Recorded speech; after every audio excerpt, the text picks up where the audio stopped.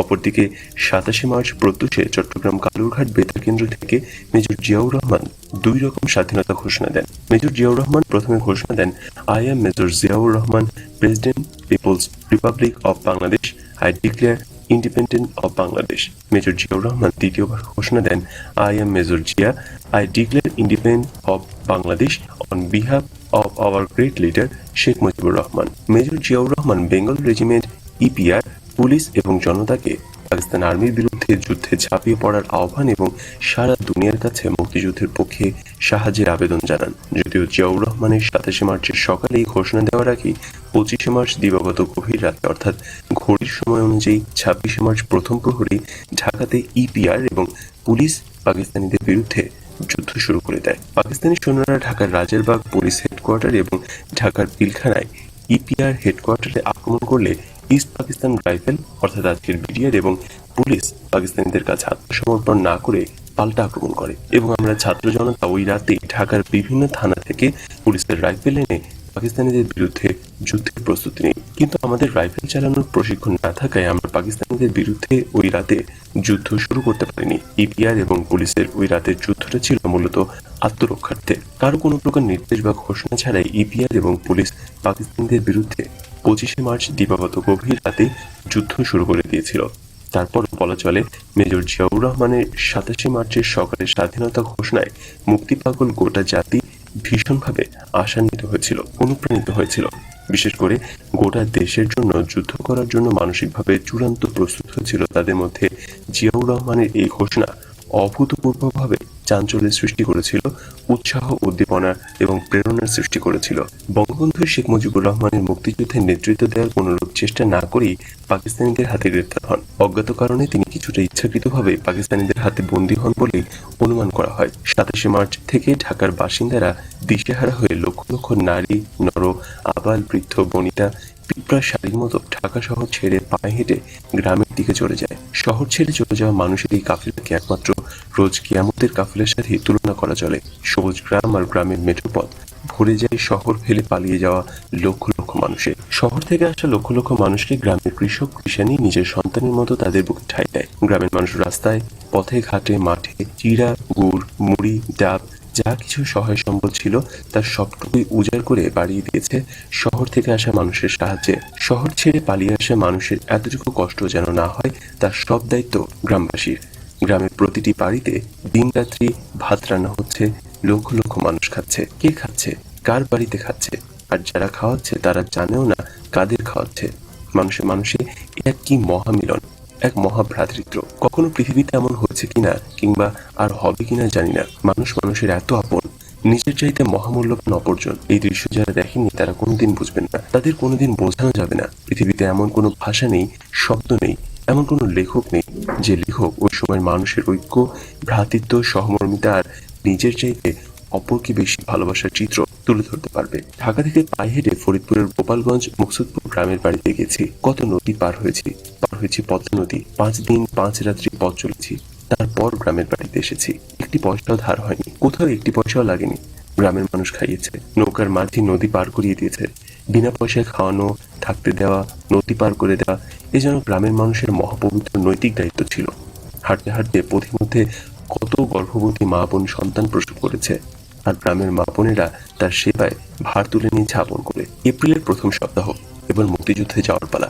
কিভাবে মুক্তিযোদ্ধা হওয়া যায়, মুক্তিযুদ্ধ করা যায়। 17 এপ্রিল আকাশবাণী কলকাতা থেকে বারবার ঘোষণা এসেছে, আজ রাত 8টার পর একটি বিশেষ অনুষ্ঠান প্রচার করা হবে। রাত 8টায় আকাশবাণী কলকাতা বেতারের বাংলা খবরে বলা হলো, সংবাদের পর একটি বিশেষ অনুষ্ঠান প্রচার করা হবে। দেশাত্মবোধক গান দিয়ে শুরু হলো অনুষ্ঠান। আমাদের মুক্তিযুদ্ধ এবং বাঙালির ইতিহাসের শ্রেষ্ঠ দিন এবং শ্রেষ্ঠ ঘটনাটির কথা। আজ 17 এপ্রিল কুষ্টিয়ার মেহেরপুরের বৈদ্যনাথ তলার আম্রকাননে জননেতা তাজউদ্দিন আহমেদের নেতৃত্বে স্বাধীন বাংলাদেশের প্রথম সরকার গঠনের কথা জানানো হলো। মেহেরপুরের বৈদ্যনাথ তলার নাম ইতিহাসের স্বর্ণাক্ষর দিয়ে নতুন করে রাখা হলো মুজিবনগর। এবং এই মুজিবনগরেই তাজউদ্দিন আহমেদের নেতৃত্বে শপথ নিল বাংলাদেশের প্রথম এবং বিপ্লবী সরকার। বঙ্গবন্ধু শেখ মুজিবুর রহমানকে করা হলো বাংলাদেশের রাষ্ট্রপতি এবং তার অনুপস্থিতিতে উপরাষ্ট্রপতি সৈয়দ নজরুল ইসলামকে করা হলো অস্থায়ী রাষ্ট্রপতি এবং তাজউদ্দিন আহমেদকে করা হলো বাংলাদেশের প্রধানমন্ত্রী। তাজউদ্দিন আহমেদের নেতৃত্বে একটি মন্ত্রিসভা গঠিত হলো। জেনারেল ওসমানীকে করা হলো প্রধান সেনাপতি। অস্থায়ী রাষ্ট্রপতি, প্রধানমন্ত্রী, প্রধান সেনাপতি সকলের শপথ অনুষ্ঠান হলো এই মুজিবনগরে। এখানে প্রবাসী সরকারকে গার্ড অফ অনার দেওয়া হলো। শুরু হলো মুক্তিযুদ্ধের নতুন যাত্রা। বাঙালির ইতিহাসে সংযোজিত হলো নতুন অধ্যায়। আমাদের মুক্তিযুদ্ধ সুসংগঠিত হলো। আমাদের দেশের প্রায় 1 কোটি মানুষ শরণার্থী হয়ে ভারতে আশ্রয় নিল। আমরা যারা মুক্তিপাগল কিশোর, তরুণ, যুবক, আমরা ভারতে গিয়ে সামরিক প্রশিক্ষণ, আর্মি ট্রেনিং নিলাম এবং মুক্তিযোদ্ধা হলাম। মুক্তিযোদ্ধা হওয়ার আগে ভাবতাম কবে মুক্তিযোদ্ধা হব, কিভাবে হব। ভাবতে ভাবতে গ্রামের বাড়ি থেকে আবার ঢাকায় এলাম। এই ঢাকায় আমি জন্মেছি, শিশু থেকে কিশোর হয়েছি। এখানে আমার সব বন্ধু বান্ধব। গ্রামের বাড়িতে আমার কোনো বন্ধু বান্ধব নেই। মুক্তিযুদ্ধে যাওয়ার জন্য অন্তত একজন বন্ধু তো খুবই দরকার। কাজেই আবারও শত্রুর প্রধান ঘাঁটি ঢাকায় চলে এলাম। প্রতিদিন ভাবি মুক্তিযুদ্ধে যাব, কিন্তু রাতে শুধু মার কথা মনে হয়। আমি যুদ্ধে চলে গেলে মা শুধু কাঁদবেন, আমার জন্য মা অনেক কষ্ট পাবেন, অনেক কাঁদবেন। আমার আর কোনো পিছুটান নেই, শুধু মা। আব্বার কথা আমি মোটেও ভাবি না। মার জন্যই মনটা আমার কেমন হয়ে যায়, কেমন জানি সবকিছু এলোমেলো হয়ে যায়। এভাবে ভাবতে ভাবতে কয়েকদিন চলে যায়। মুক্তিযুদ্ধে যাওয়ার জন্য মনটা আমার অস্থির হয়ে আছে, কিন্তু মাকেও ছাড়তে পারি না। মুক্তিযুদ্ধে যাওয়া হয় না। একদিন আমার মনে হলো সব ছেলেরই তো মা আছে, ছেলে যুদ্ধে গেলে মা তো কাঁদবেই। মার কান্নার কথা ভেবে ছেলে যদি মুক্তিযুদ্ধে না যায় তাহলে তো মুক্তিযুদ্ধ হবে না, দেশও স্বাধীন হবে না। না, মা কাঁদে কাঁদুক, আমাকে মুক্তিযুদ্ধে যেতে হবে, দেশ স্বাধীন করতে হবে। পরের দিনই পাশের বাড়ির আমার এক বন্ধু, বয়স আমার চেয়ে সামান্য বড়, তার নাম বাবুল আজাদ, তাকে মুক্তিযুদ্ধে যাওয়ার কথা বলে ফেললাম। সঙ্গে সঙ্গে বাবুল আজাদ খুশিতে রাজি হয়ে গেল। বলল, আমি তো এরকমই ভাবছিলাম এবং এরকমই একজন বন্ধুই খুঁজছিলাম। তারপর প্ল্যান প্রোগ্রাম করে একদিন খুব ভোরে দুজন ভারতের উদ্দেশ্যে রওনা হলাম। আমরা দুজন গ্রামের পথ দিয়ে হাঁটতে হাঁটতে নদীর পাড়ে একটি বাড়িতে এসে পৌঁছালাম। তখন প্রায় সন্ধ্যা। শখানেক পুরুষ মহিলা শিশু আগে থেকেই নদী পার হয়ে যাওয়ার জন্য এই বাড়িটিতে ঘাপটি মেরে অপেক্ষা করছে। বাড়ির নদীঘাটে ছোট একটি ডিঙি নৌকা বাঁধা আছে। এই ছোট নৌকাটিতে 8-10 জনের বেশি লোক ওঠা যাবে না, একসঙ্গে পার হওয়া যাবে না। এই বাড়ির কোনো মানুষই এখন নেই, শুধু কয়েকটি লাশ পচে গলে পড়ে আছে। আর এই যে শখানেক মানুষ, এরা সবাই শরণার্থী হয়ে ভারতে চলে যাওয়ার জন্য এখানে জড়ো হয়ে আছে। সন্ধ্যার পর নৌকার মাঝি এসে নদী পার করে দেবে সেই অপেক্ষায় আছে। নদীতে পাক সেনারা গানবোট নিয়ে ঘাঁটি করেছে। দিনের বেলায় নদী পার হতে গেলে দেখা যাবে এবং আর্মিরা গুলি করে মেরে ফেলবে। তাই রাতের অপেক্ষায় বসে আছে সবাই। রাতের অন্ধকারে নদী পার হতে হবে এবং অন্ধকার ঘনিয়ে এলো, বেশ গাঢ় অন্ধকার। হঠাৎ নদীতে পাকিস্তানি আর্মির গানবোটের সার্চ লাইটের আলো দেখা গেল। এইদিকে আসছে গানবোটটা। চাপা কান্না শুরু হয়ে গেল। কেউ কেউ বলছে, কান্দে না ভাই, কান্দে না, আল্লাহরে ডাকেন। গানবোটটা দ্রুতই এদিকে ছুটে আসছে। সবাই মৃত্যু ভয়ে চুপসে গেল। কারো কোনো সারা শব্দ নেই, শুধু গানবোটের আওয়াজ আর সার্চ লাইটের আলো। আমরা সবাই মাটিতে শুয়ে পড়লাম, যাতে গানবোটের সার্চ লাইটের আলোতে দেখা না যায়। বুকের ভেতরে ভয়, তার উপর মানুষের পচা লাশের গন্ধে দম বন্ধ হয়ে আসছে। দিন 4 আগে পাকিস্তানি হানাদাররা এই বাড়িতে হানা দিয়ে এই মানুষগুলোকে হত্যা করেছে। আবার বৃদ্ধ বনিতা, কারো মুখে কোনো শব্দ নেই। অন্তরে শুধু আল্লাহ, রাসূল সাল্লাল্লাহু আলাইহি সাল্লাম আর ভগবানের নাম। গানবোট যতই এদিকে আসছে মনে হচ্ছে মৃত্যু ততই এগিয়ে আসছে। মৃত্যু এখন শুধু কয়েক মিনিটের ব্যাপার হয়ে দাঁড়িয়েছে। আমি একটা গাছের আড়ালে দাঁড়িয়ে সবাইকে বললাম, কেউ শোয়া থেকে উঠবেন না, নড়াচড়াও করবেন না, কোনো কথা বলবেন না। সবাই মাটিতে যেভাবে শুয়ে আছেন ঠিক এভাবেই থাকেন। কোনো প্রকার চিৎকার বা ছোটাছুটি মানে নিশ্চিত মৃত্যু। আল্লাহ পাক যদি সহায় হন তাহলে এভাবে বেঁচে যাব। এছাড়া আমাদের বাঁচার আর কোনো পথ নেই। সবাই সৃষ্টিকর্তাকে স্মরণ করেন। গানবোট একেবারে বাড়ির পাশে এসে পড়ল। সার্চ লাইটের তীব্র আলোয় আলোকিত হলো সারা বাড়ি। বাড়ির আঙিনায় কাপড় শুকানোর যে দড়ি বাঁধা ছিল তাও স্পষ্ট দেখা গেল। গানবোটটি যত দ্রুত এসেছিল তত দ্রুতই চলে গেল, থামল না। একসময় অদৃশ্য হয়ে গেল। সবাই যেন নতুন জীবন নিয়ে বেঁচে উঠল। কিছুক্ষণ পর নৌকার মাঝি এলো। কার আগে কে যাবে একসঙ্গে লাফিয়ে নৌকায় উঠে পড়ল। যা হবে তাই হলো। তীরেই নৌকা ডুবে গেল। নৌকা তুলে পানি ফেলে মাত্র ভাসানো হলো, সঙ্গে সঙ্গে আবারও সবাই নৌকায় লাফিয়ে উঠল। পানি সেচে নৌকা আবারও ভাসানো হলো। আবারও সবাই একসঙ্গে উঠতে গিয়ে ডুবিয়ে দিল নৌকা। শিশু আর মহিলারা কাঁদতে শুরু করলো। আমি আর আমার বন্ধু বাবুল আজাদ উচ্চ কণ্ঠে ধমকে সুরে বললাম, আমরা দুজন সবার শেষে যাব, একজনও বাকি থাকতে আমরা যাব না। সবাই নদী পার হওয়ার পর আমরা যাব। কে কে আমার সঙ্গে নদী পার হবেন? কেউ কোনো কথা বলল না। সকলেই চুপ। আমরা কথা দিলাম সবাই আগে যাবেন, আমাদের আগে যাবেন। আমরা যাকে বলবো সেই নৌকায় উঠবেন, নইলে নৌকা আর তুলব না। সবাই একসঙ্গে মারা পড়ব। জন কয়েক বলে উঠল, ঠিক আছে, আপনারাই ঠিক করে দেন কে কখন উঠবে। কেউ কেউ বলে উঠল, আবার নিজেরাই আমাদের ফেলে চলে যায় না। বললাম, দেখতেই তো পাবেন যাই কিনা, কাউকেই ফেলে আমরা যাব না। আমাদের কথা শোনেন, সবাই নদী পার হতে পারবেন এবং আমাদের আগেই পার হবেন। আবারও নৌকা তুলে পানি ফেলে নৌকা জাগালাম। ডান দিক থেকে এক এক করে 9 জন করে নৌকায় তুললাম। নৌকা ছেড়ে গেলে নামিয়ে দিয়ে আবারও নৌকা ফিরে এলো। শেষ ট্রিপে আমরা 2 জন সহ 5 জন নৌকায় উঠে নদী পার হলাম। সীমান্তের কাছাকাছি বাতেন ভাই নামে এক ভদ্রলোকের বাড়িতে রাত্রি কাটানোর পর সকালবেলায় আমার বন্ধু বাবুল আজাদ কান্না জুড়ে দিল। সে ঢাকায় ফিরে আসবে, আবার আমাকে সঙ্গে নিয়ে ফিরে আসবে। বাবুল আজাদ কাঁদতে কাঁদতে বলতে থাকলো, রাত্রে স্বপ্নে দেখছি মা বলছে ফিরে আয়। রিম্মিকে স্বপ্নে দেখেছি। রিম্মি হলো বাবুল আজাদ আর আমার বাসার ঠিক উল্টো দিকের বাসার মস্ত বড় এক ধনী লোকের মেয়ে। বাবুল আজাদের প্রেমিকা, খুবই ভালো মেয়ে, সব দিক দিয়েই ভালো। আচার ব্যবহার অমায়িক, দেখতে সুন্দরী, ভালো ছাত্রী, সবার প্রিয়। বেচারা রিম্মির অকাল মৃত্যু হয়েছে। আল্লাহর কাছে দোয়া করি রিম্মি যেন বেহেশতে যান। বাবুল আজাদ বলল, স্বপ্নের ভিতর রিম্মি আমাকে বলেছে, বাবুল তুমি যুদ্ধে যেও না, তুমি মরে গেলে আমাকে কে ভালোবাসবে? আমি কাকে ভালোবাসবো? তুমি ছাড়া আমি কাউকে ভালোবাসতে পারবো না। তুমি ফিরে এসো, নইলে আমাকেও নিয়ে যাও, ইত্যাদি ইত্যাদি বলতে বলতে সে কি কান্না বাবুল আজাদের। আমার কাছে বাবুলের দাবি, চলো আমরা ঘরে ফিরে যাই। কান্না যখন কিছুতেই থামাতে পারলাম না, তখন বললাম, তুই ফিরে যা, আমি ফিরে যাব না, আমি যুদ্ধে যাব। বাবুলের উত্তর, আমি তোকে ফেলে একা ফিরে যাব না, চল দুজনেই ফিরে যাই। আমি বললাম, না, আমি ফিরে যাব না, তুই ফিরে যা। সেও বলল, না, আমি তোকে ছাড়া ফিরে যাব না। বাবুল আমাকে সঙ্গে নিয়ে ঘরে ফিরে আসবে, আমি ফিরে আসবো না।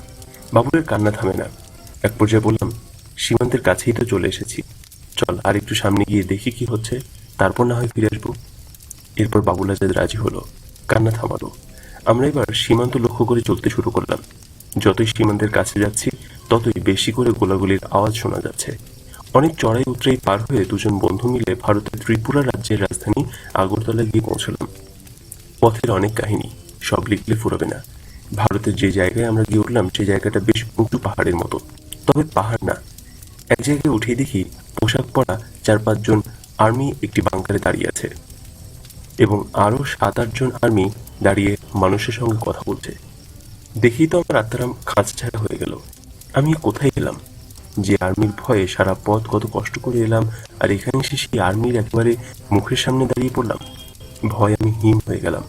কিছু সময় জ্ঞানশূন্য থাকলাম। তারপর ধীরে ধীরে তাকিয়ে দেখলাম জনগণের মাঝে কোনো প্রতিক্রিয়া নেই, সবাই যার যার কাজে ব্যস্ত। আমি ভীষণ অবাক হলাম, স্বপ্ন দেখছি না তো? পরে বুঝলাম, ও, এটাই তো ভারত। এরা ভারতীয় আর্মি। পৃথিবীর সব দেশের আর্মির পোশাকই যে এক, সেটা আমার জানা ছিল না। আমরা শরণার্থী ক্যাম্পে বা শিবিরে না গিয়ে সোজা কলেজ টিলায় চলে গেলাম। কলেজ টিলা মানে আগরতলা এমবিবি কলেজ ক্যাম্পাস। এই কলেজ টিলাতেই বাংলাদেশের প্রাক্তন এবং বর্তমান ছাত্র নেতারা থাকেন। এখানেই ছাত্র সংগ্রাম পরিষদের অফিস। শেখ ফজলুল হক মনির নেতৃত্বে প্রাক্তন সম্পাদক, আওয়ামী লীগের প্রতিষ্ঠাতা চেয়ারম্যান, দৈনিক বাংলার বাণী এবং দৈনিক টাইমস পত্রিকার সম্পাদক বঙ্গবন্ধু শেখ মুজিবের ভাগ্নে আ.স.ম. রব, আব্দুল কুদ্দুস মাখন, এম.এ. রশিদ, শেখ ফজলুল কবির সেলিম, মিজানুর রহমান মিজান প্রমুখের তত্ত্বাবধানে কলেজ টিলা থেকে বাংলাদেশের ছাত্রদের তালিকাভুক্ত করে সামরিক প্রশিক্ষণ নেওয়ার জন্য ভারতের বিভিন্ন ক্যাম্পে পাঠানো হতো। এই কলেজ টিলাতে গিয়ে আমরা মনি ভাই, মাখন ভাই, রশিদ ভাই এবং মিজান ভাইয়ের সাথে দেখা করলাম। তারা বললেন, যতদিন ট্রেনিংয়ে যাওয়া না হয় এখানে থাকো। আমরা সারাদিন আগরতলায় ঘুরে বেড়াই, রাতে কলেজ টিলায় ঘুমাই। এমনি করে প্রায় মাসখানেক চলে গেল। আমরা সঙ্গে করে বাড়ি থেকে যে টাকা পয়সা এনেছিলাম তা শেষ হওয়ার উপক্রম হলো। এদিকে ট্রেনিংয়ে যেতে আরো বেশ কিছুদিন অপেক্ষা করতে হবে। এই অবস্থায় বন্ধু বাবুল আজাদ একদিন বলল, দোস্ত তুমি থাকো, আমি ঢাকায় যাই, গিয়ে বাড়ি থেকে টাকা নিয়ে আসি। আমি সঙ্গে সঙ্গে বাবুলের প্রস্তাব প্রত্যাখ্যান করলাম। বললাম, না, ট্রেনিংয়ে যতদিন না যাই ততদিন খেয়ে না খেয়ে কষ্ট করে থাকবো। খাওয়ার দরুন কষ্টে পড়ে গেলাম। দিনে এক মুঠো ভাত পাই তো পাই না অবস্থা। আর বাবুলের প্রতিদিনই একই কথা, তুই থাক, আমি ঢাকায় যাই, টাকা পয়সা নিয়ে আসি। আমি বলি, না, তুই ঢাকায় ফিরে গেলে আর আসবি না। বাবুল আমাকে বোঝায়, দেখ দোস্ত, আমি যদি এখান থেকে চলে যেতে চাই তাহলে কি চলে যেতে পারি না? তুই কি আমাকে আটকে রেখেছিস? আমি চলে যেতে চাইলে তো যে কোনো সময় চলে যেতে পারি। তোকে বলে যাওয়ার কোনো দরকার আছে? আমি এই জন্যই তোকে বলে যেতে চাই যাতে তুই মন খারাপ না করিস। তুই বিশ্বাস কর, আমি কথা দিলাম ঠিকই ঢাকায় গিয়ে মার কাছে টাকা পয়সা নিয়ে আবার তোর কাছে ফিরে আসবো। আমি বাবুলের কথা বিশ্বাস করলাম না। যে ছেলে বাংলাদেশে থাকতেই রাস্তা থেকে বাড়ি ফিরে যাওয়ার জন্য কান্নাকাটি জুড়ে দিয়েছিল, সেই ছেলে একা সীমান্ত পাড়ি দিয়ে ঢাকায় ফিরে আবার টাকা পয়সা নিয়ে আবার আগরতলায় আমার কাছে ফিরে আসবে, এটা কিছুতেই বিশ্বাসযোগ্য নয়। তবে চিন্তা করলাম, বাবুল যে কোনো মুহূর্তে সত্যি আমাকে না জানিয়ে বাংলাদেশে চলে যেতে পারে। ওকে ধরে রাখার কোনো উপায় আমার নেই। না বলে পালিয়ে যাবে, তার চাইতে আমি বাবুলকে বাংলাদেশে যাওয়ার অনুমতি দিয়ে দিই, সেই ভালো। আমি বাবুল আজাদকে চলে যাওয়ার অনুমতি দিলাম। দুই বন্ধু সীমান্তে এলাম, একজন আরেকজনকে জড়িয়ে ধরলাম। অশ্রু সজল চোখে আমি বাবুল আজাদকে বিদায় দিলাম। মনে হলো যেন আর দেখা হবে না, এ দেখাই শেষ দেখা। বিদায়ের বেলায় শুধু বললাম, আমার মাকে সান্ত্বনা দিস। আমি টিলার উপরে দাঁড়িয়ে রইলাম, সামনে সমতল ভূমি, বাংলাদেশ। বাবুল ধীরে ধীরে বাংলাদেশে নেমে গেল। পলকহীন দৃষ্টিতে তাকিয়ে রইলাম বাবুলের যাওয়ার দিকে। দৃষ্টিতে যতদূর দেখা যায় বাবুল আস্তে আস্তে ছোট হয়ে যাচ্ছে।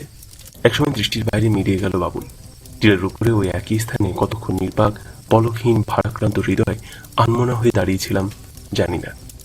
ভারতীয় এক শিখ সৈন্যের স্পর্শে সংজ্ঞা ফিরে পেলাম। একাকী বিষণ্ণ মনে কলেজ টিলায় ফিরে এলাম। নিজেকে ভীষণ নিঃসঙ্গ মনে হলো। সারা রাত ঘুম হলো না। রাতভর শুধু মনকে শক্ত করলাম। দেখতে দেখতে সপ্তাহখানেক পার হয়ে গেল। শুনলাম কলেজ টিলায় আমরা যারা আছি তাতে খুব তাড়াতাড়ি ট্রেনিংয়ে পাঠিয়ে দেওয়া হবে। শুনে মনটা ভালো লাগলো। মুক্তিযোদ্ধা হব, দেশের মুক্তির জন্য যুদ্ধ করব। বাবুল আজাদের কথা মনে পড়ল। বাবুল আজাদ আর আসবে না জানি, তবুও যদি আসে আমাকে পাবে না। এসে দেখবে আমি ট্রেনিংয়ে চলে গেছি। আমার সাথে বাবুলের আর দেখা হবে না। যদি বেঁচে থাকি, বাবুলও যদি বেঁচে থাকি, স্বাধীন হলে হয়তো দেখা হবে। মিজানুর রহমান মিজান ভাই খুব অমায়িক লোক। আমাকে ডেকে বললেন, রিন্টু তৈরি হও, 2-4 দিনের মধ্যে ট্রেনিংয়ে যাব। তুমি ছোট তো, তাই একটু ঝামেলা হবে। তোমাকে ছোট বলে ট্রেনিংয়ে নিতে চাইবে না, কিন্তু তুমি কোনো চিন্তা করো না, আমি সব ঠিক করে দেবো। মিজান ভাই ট্রেনিংয়ের লিস্টটা লিখে, তাই খুব একটা ঘাবড়ালাম না। বাবুল চলে গেছে বেশ কয়েকদিন হয়ে গেল। মনের গভীরে নিজের অজান্তে ক্ষীণ আশা, এখনো বাবুল এলো না। আগামী পরশুদিন সকাল 7টায় আমি ট্রেনিংয়ে চলে যাব। সন্ধ্যা ঘনিয়ে আসছে। মাগরিবের নামাজে সালাম ফিরাতে দেখি বাবুল আজাদ বলছে, রিন্টু আমি আইসা পড়ছি। আমি স্বপ্ন দেখছি? না, ঠিক দেখছি। কিছুক্ষণ বুঝে উঠতে পারলাম না। সত্যি সত্যি বাবুল আজাদ এসেছে। শুধু একাই বাবুল আসেনি, সঙ্গে আবার মনির নামের একজনকে নিয়ে এসেছে। মনির আমাদের পাড়ার ছেলে। আমি অবশ্য মনিরকে এর আগে চিনতাম না, এই প্রথম দেখলাম। মিজান ভাইয়ের কাছে গিয়ে বললাম, আমার 2 বন্ধু ছাড়া আর্মি ট্রেনিংয়ে যাব না। যে করেই হোক বাবুল আজাদ এবং মনিরকে আমার সাথে ট্রেনিংয়ে পাঠাতেই হবে। পরদিন সকালে মনির বলল, ওর বড় ভাই মন্টু ভাই আগরতলাতেই কোথাও আছে। ছুটলাম মনিরের বড় ভাই মন্টু ভাইয়ের সন্ধানে। খুঁজে বের করলাম মন্টু ভাইকে। মন্টু ভাই ট্রেনিং শেষ করে অস্ত্র নিয়ে বাংলাদেশের ভেতরে যুদ্ধে যাওয়ার অপেক্ষায় আছেন।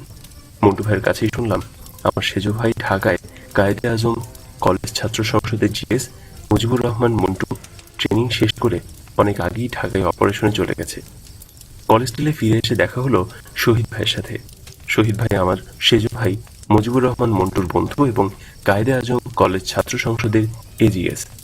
শহীদ ভাই আমাদের পরে যাবে টেন্ডুয়ার ট্রেনিং ক্যাম্পে সামরিক প্রশিক্ষণ নেওয়ার জন্য। মিজান ভাইয়ের বদৌলতে পরের দিন সকালে আমরা 3 বন্ধু একটা মিলিটারি লরিতে উঠে বসলাম অন্যান্যদের সাথে। মিলিটারি লরিতে ওঠার আগে 3 জায়গায় আমাদের নাম লেখা হলো এবং আমাদের স্বাক্ষর নেওয়া হলো। সামরিক লরি আমাদের নিয়ে চলতে শুরু করলো। সন্ধ্যা নাগাদ লেম্বুচোরা নামক ট্রেনিং ক্যাম্পে পৌঁছে গেলাম। এই লেম্বুচোরা ট্রেনিং ক্যাম্পে ভারতীয় সেনাবাহিনীর মেজর KB সিং এবং মেজর RP শর্মার অধীনে 1 মাস সামরিক প্রশিক্ষণ শেষে 2 নং সেক্টরের সদর দপ্তর মেলাঘর থেকে অস্ত্রশস্ত্র নিয়ে বাংলাদেশের ভেতরে ঢুকে পড়লাম।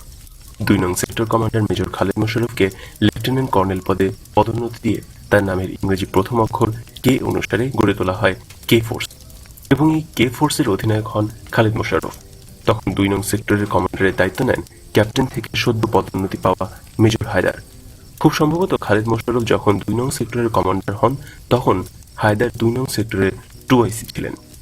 আমরা যারা ভারতে সামরিক প্রশিক্ষণে মুক্তিযোদ্ধা হয়েছি, আমাদের প্রশিক্ষণকালে অসংখ্য জায়গায় আমাদের নাম, পিতার নাম, বর্তমান ও স্থায়ী ঠিকানা, কতজন ভাই, কতজন বোন, তাদের নাম ইত্যাদি বিষয় লিপিবদ্ধ করা এবং স্বাক্ষর নেওয়া হয়। এই জাতীয় বায়োডাটা দিতে গিয়ে আমরা বিরক্ত হয়ে পড়েছিলাম। ভারত সরকার যদি প্রয়োজন মনে করে ওই তালিকা ধরে এখনো আমাদের খুঁজে বের করে ফেলতে পারবে। একমাত্র কাদের সিদ্দিকী বীর উত্তমের কাদেরিয়া বাহিনী ছাড়া আমরা যারা ভারতে গিয়ে ট্রেনিং করে মুক্তিযুদ্ধ হয়েছি, এই মুক্তিযোদ্ধারাই মূল মুক্তিযোদ্ধা বা প্রথম মুক্তিযোদ্ধা। এই মুক্তিযোদ্ধারাই দেশে এসে ছাত্র যুবকদের ট্রেনিং দিয়ে আরও মুক্তিযোদ্ধা তৈরি করে। অর্থাৎ ভারতীয় প্রশিক্ষণপ্রাপ্ত মুক্তিযোদ্ধাদের থেকেই জন্ম নেয় দেশীয় প্রশিক্ষণপ্রাপ্ত মুক্তিযোদ্ধা। এই হলো ইন্ডিয়ান ট্রেন্ড এবং লোকাল ট্রেন্ড মুক্তিযোদ্ধা। এই মুক্তিযোদ্ধাদের সাথে এদেশের আপামর জনতা যোগ হয় হলো মুক্তিবাহিনী। যদি মুক্তিবাহিনী বলা হয় বা ধরা হয় তাহলে কেবলমাত্র রাজাকার, আলবদর, আল শামস ব্যতীত সকল বাঙালি মুক্তিবাহিনী। যেমন সেনাবাহিনীর সকল সদস্যই যুদ্ধ করে না। সেনাবাহিনীর ইঞ্জিনিয়ারিং করে লোকদের দায়িত্ব হচ্ছে ব্রিজ, কালভার্ট, পুল ইত্যাদি তৈরি করা, যুদ্ধ করা নয়। আবার সেনাবাহিনীর মেডিকেল কোর বা সিগন্যাল কোর এর সদস্যরা যুদ্ধ করে না। মেডিকেল কোরের দায়িত্ব হচ্ছে আহত সৈনিকদের চিকিৎসা করা, যুদ্ধ করা নয়। সিগন্যাল কোরের দায়িত্ব হচ্ছে সিগন্যাল দেয়া, যুদ্ধ করা নয়। সেনাবাহিনী সাপ্লাই করে লোকেরা যুদ্ধ করে না, কিন্তু যুদ্ধের রসদ, গোলাবারুদ, খাবার ইত্যাদি সবকিছু সাপ্লাই করা বা পৌঁছে দেওয়ার দায়িত্ব হচ্ছে সাপ্লাই কোরের। সেনাবাহিনীর পদাতিক, ইনফ্যান্ট্রি, গোলন্দাজ অর্থাৎ আর্টিলারি ইত্যাদি কোরের কাজ হচ্ছে যুদ্ধ করা। সেনাবাহিনীর পদাতিক, গোলন্দাজ ইত্যাদি কোরের কাজ শত্রুকে আক্রমণ করা বা শত্রুর আক্রমণ প্রতিহত করা, অর্থাৎ সাধারণ ভাষায় যুদ্ধ করা। Engineering core, signal core, medical core, supply core ইত্যাদি সকল কোর মিলেই হয় সেনাবাহিনী। এখন যদি ইঞ্জিনিয়ারিং কোরের লোকেরা ব্রিজ বা পুল না বানিয়ে দেয় তাহলে সৈনিকেরা নদী পার হতে পারবে না। মেডিকেল কোর চিকিৎসা না করলে আহত সৈনিক সুস্থ হতে পারবে না। সিগন্যাল কোর সিগন্যাল না দিলে সৈনিকেরা বুঝতে পারবে না। সাপ্লাই কোর সাপ্লাই না দিলে সৈনিকরা গোলাবারুদ পাবে না, খাবার পাবে না। যুদ্ধ করতে হলে উল্লেখিত সকল কিছু চাই। এই সকল কিছু মিলেই হয় যুদ্ধ।